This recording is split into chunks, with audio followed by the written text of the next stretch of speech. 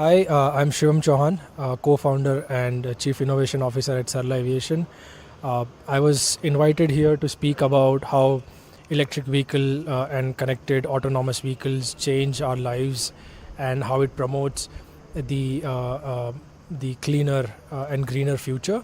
And my experience here was very amazing.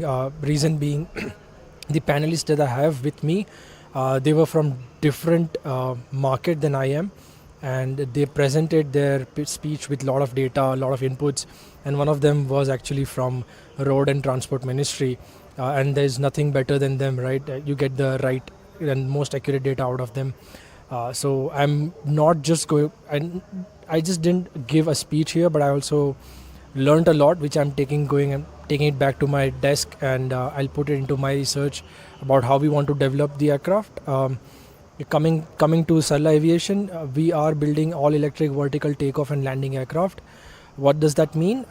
It means that it's a new kind of an aircraft that you probably have not seen. But if you want to visualize, it's more like helicopter and a conventional plane had a baby.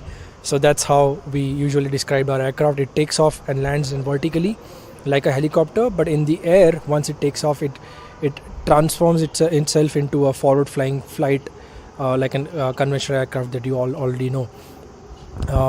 I think the me and my other two co-founders, Rakesh and Adrian, we all have seen other companies, and we have worked in other companies where we were already working on air taxis outside of India. But then we realized that this technology doesn't have that much impact in those countries, and India and China being the largest population, having the largest population globally, are the biggest market, and that's where we decided to move back to India and do it out of Nama Bangalore.